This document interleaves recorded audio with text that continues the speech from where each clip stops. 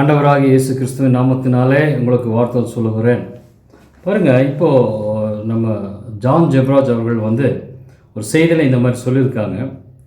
அதாவது ஏசாயா தீர்க்கதரிசன புஸ்தகத்திலேருந்து நான் வாசிக்கிற அந்த வசனத்தை வைத்து அவர் சொல்லியிருக்கிற காரியம் எப்படிப்பட்ட காரியம் என்பதை நாம் இந்த நேரத்தில் பார்க்கலாம். ஏசாயா 53 இந்த மாதிரி சொல்லப்படுது. 11வது வசனம், அவர் தமது ஆத்தும வருத்தத்தின் பலனை கண்டு திருப்தியாவார், என் தாசனாகிய நீதிபரர் தம்மை பற்றும் அறிவினால் அநேகரை நீதிமான்கள் ஆக்குவார் அப்படின்னு சொல்லி ஒரு வேத வசனம்.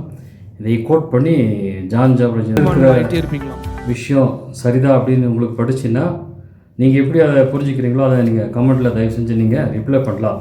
பாருங்கள், இப்போ நான் சொல்கிறேன், ஜான் ஜெப்ராஜ் சொல்லியிருக்கிற காரியம் உண்மையான காரியமுங்க. ஆமாம், ஏன்னா வேத வசனம் அதுக்கு சப்போர்ட் பண்ணுது. கலாத்தியர் புஸ்தகத்தில் 3ஆம் அதிகாரம் 16வது வசனம் இப்படி சொல்லுது, ஆபிரகாமுக்கும் அவனுடைய சந்ததிக்கும் வாக்குத்தத்தங்கள் பண்ணப்பட்டன, சந்ததிகளுக்கு என்று அநேகரை குறித்து சொல்லாமல் உன் சந்ததிக்கு என்று ஒருவனை குறித்து சொல்லியிருக்கிறார், அந்த சந்ததி கிறிஸ்துவே அப்படின்னு சொல்லி வேதத்தில் சொல்லப்பட்டிருக்கு. அப்போ பாருங்கள், இயேசு கிறிஸ்து சந்ததியாக அவர் வெளிப்படுகிறார். ஆபிரகாமுக்கு செய்த வாக்குத்தத்தங்களுக்கு உரிமைக்காரராக ஒரு சந்ததியாக இயேசு கிறிஸ்து எழும்புகிறார்.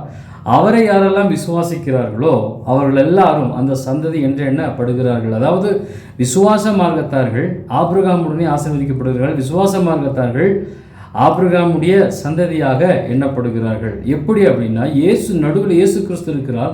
அவரை விசுவாசிப்பதின் மூலமாக அவரை குறித்து ஏற்கனவே முன்னிட்டு வாக்குத்தத்தம் பண்ணப்பட்டிருக்கு இல்லைங்களா? அப்போ அவரை முன்னிட்டு தான் வாக்குத்தத்தம் ப்ராமிஸ்லாம் தேவன் பண்ணியிருக்கிறார்.